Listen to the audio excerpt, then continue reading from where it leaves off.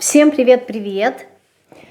Сегодня мы будем делать расклад заявку. Я, к сожалению, не отметила для себя, кто ее попросил, но суть заключалась в следующем. Значит, тема расклада: в какой сфере мне искать работу, которая будет мне нравиться и приносить деньги. Когда я уточнила, о чем суть, да, то мне подсказали, что человек хочет понять, разобраться, да, то есть это, например, там продажа собственных продуктов, творчества, то есть это какая-то творческая сфера, да, которая, здесь у нас два критерия: с одной стороны, чтобы нравилось, а с другой стороны, чтобы она еще и денежная была. Поэтому варианты, конечно, мы сейчас рассмотрим, но предложенные варианты были следующие: то есть продажа собственных продуктов творчества, работа, например, в области вибрационной медицины, ну то есть маятник, мы можем сказать, что это так, эзотерика, так назовем, или просто бытовые, там, менеджер по продажам, например, декора и так далее. То есть, что выбрать, я так понимаю, что человек задумывается об этом, поэтому мы посмотрим, в какой сфере, то есть, что это за сфера, которая будет и нравиться, и приносить деньги. Сложная достаточно задача, но давайте посмотрим, да, почему сложная. Потому что, во-первых, короткий расклад, во-вторых, это потому что общий расклад. Вот.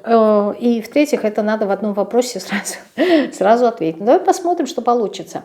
Значит, в какой сфере мне искать работу? Вопрос не в сфере. Да, восьмерка мечей нам указывает на то, что вопрос не в сфере, а вопрос в вашей разрешительной системе. Вопрос в том, что есть какие-то ограничения в вашей голове, которые не дают вам возможность реализовать то, что вы хотите. Что это за ограничения? Страхи. Это очень сильные страхи. То есть здесь вопрос, скорее всего, вы могли бы, наверное, реализоваться в любой из сфер озвученных, либо если у вас есть свои, но здесь вопрос в том, что вы как будто бы боитесь. То есть если это, например, сфера, связанная с эзотерическими какими-то понятиями, да, то есть вы хотите стать практиком, вот, то здесь проблема заключается в том, что есть моменты, какие-то вот мысли ваши, может быть, да, убеждения, запреты какие-то, да, табу, может быть, которые не дают вам возможность получить то, что вы хотите. То есть вы себе не разрешаете, проще говоря. То есть здесь указаны какие-то внешние, возможно, факторы, которые вас сдерживают, но я бы сказала, что здесь эти факторы, они связаны они в вашей голове и связаны с вашей моделью мышления. То есть здесь вот эти вот страхи, от чего конкретно вы боитесь?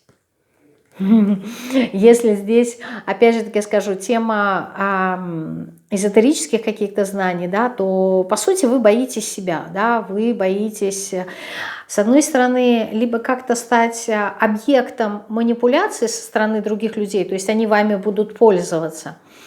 Для кого-то здесь человек действительно боится своих каких-то магических умений, возможностей. Для кого-то здесь человек боится своей собственной силы, поскольку он ее не понимает, не знает. Здесь могут быть эти моменты. Что еще здесь человек может бояться? Ну, здесь может быть человек такой, знаете, эмпатичный, и поэтому в некоторой степени может быть мнительный. И здесь сразу могу сказать, что вот все, что связано, наверное, с эзотерическими знаниями, именно в контексте практики, не в контексте теории изучения, вот здесь может быть как-то сложно. Вот в этом и есть и ограничения, да, то, что вот вы, мнительные слишком, да, чувствительные, может быть ранимые, и поэтому вы боитесь, что вот мне причинят боль, мною будут пользоваться и так далее. То есть вот здесь вот мистические моменты сложно. Что касается, например, там, продаж собственных продуктов, творчества, да, если, например, какая-то творческая среда, то однозначно у вас есть предпосылки к тому, чтобы раскрыться, но вот вопросы продажи вам придется прокачивать.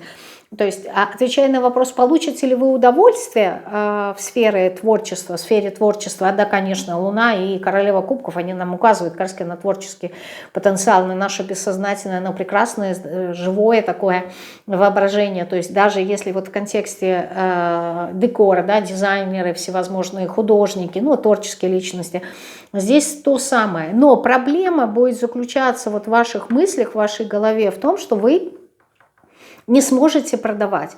Поэтому сможет ли приносить деньги? Само по себе, да, вот это вот творчество может, но вам не хватит, у вас нет умения продаж. Почему? Потому что вот этот вот страх, что мной будут манипулировать, что со мной будут обращаться не по справедливости и ну, не так, как надо, то есть вы не умеете продавать, поэтому продажи вас будут пугать. В какой сфере искать работу, ну вот помимо творческих, да, сфер, которая будет вам и нравиться, и приносить деньги? Так, ну это все, что связано, видите, с отшельником, то есть это какие-то сферы, опять же таки, видите, эзотерические моменты присутствуют здесь.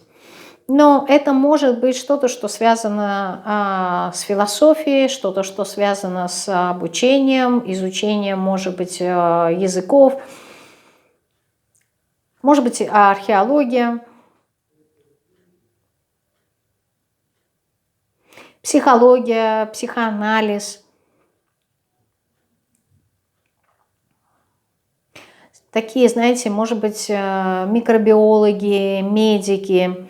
Вот эти вот моменты тоже здесь могут быть. Вам это будет нравиться. Насколько вот вам это будет приносить финансы, видите, здесь все будет зависеть исключительно от вас, королева жезлов. Если вы сможете как-то ярко о себе заявить, если у вас работают коммуникативные вот эти навыки, если вы умеете договариваться, если вы не боитесь общения, если вы не боитесь заявлять о себе, продвигать себя в соцсетях, говорить о себе, то есть вот эти вот моменты, то да, это будет приносить и удовольствие, и денег. Здесь вопросы именно продаж встают. Я не вижу, чтобы здесь были какие-то проблемы в сфере. Ну, давайте еще посмотрим, допустим, бытовые какие-нибудь сферы, там, менеджеры, еще что-то. Вот здесь вот будет как-то посложнее, потому что здесь всплывают опять-таки страхи. Самостоятельно не получится, здесь как будто бы нужна команда людей, потому что вам будет хотеться чувствовать какую-то вот опору, поддержку. То есть в свободное плавание вам идти здесь страшновато. Есть еще какие-то сферы, которые вот вам и нравятся, и они денежные. Ну вот видите, страхи везде указаны, да, то есть вы себя просто накручиваете, вопрос не в сферах. Либо здесь нужно работать в тех сферах, где есть страхи, да, тема страхов работать. Но опять же таки это психология, либо там, я не знаю, какие-нибудь развлекательные моменты, как их называют эти комнаты,